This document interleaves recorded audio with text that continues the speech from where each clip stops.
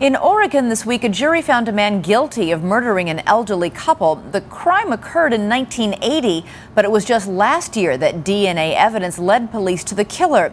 We often hear about DNA exonerating people, but increasingly police are using it to identify criminals.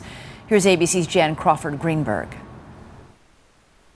The DNA from our victim's body matches Lucas Wade. DNA, a key clue in TV dramas, is cracking old cases in the real world. In Seattle, a 13-year-old girl is murdered. The case goes cold for 20 years with no leads until officers trick the suspect into mailing them a letter. They want his saliva loaded with DNA on the envelope. Has the jury reached a verdict? They solve the case with John Athens' own genetic imprint, matching his DNA on the envelope to evidence found in 1982 at the crime scene. People leave parts of themselves all over all the time.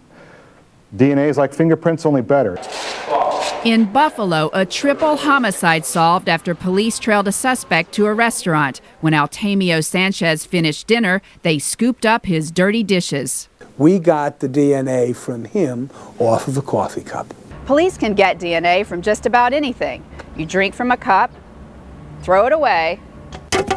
So is that evidence? Of course. Your DNA will be all over this cup. Anytime you drink out of something, you'll leave biological fluid.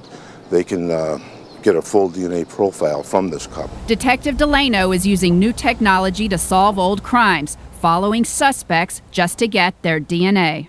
Police trailed a murder suspect for weeks, waiting for him to leave his DNA behind. He spit on the parking lot beside his home. Police moved in and got their evidence. They matched DNA in the saliva with a hair found at a crime scene back in 1974 when Barbara Lloyd was brutally raped and killed.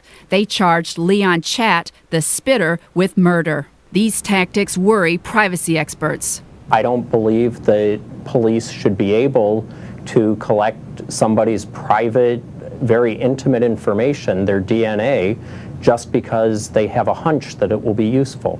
But a trace of DNA left on a coffee cup sent Altamio Sanchez to prison for the rest of his life for murders and rapes he committed nearly 20 years ago. Jan Crawford Greenberg, ABC News, Buffalo.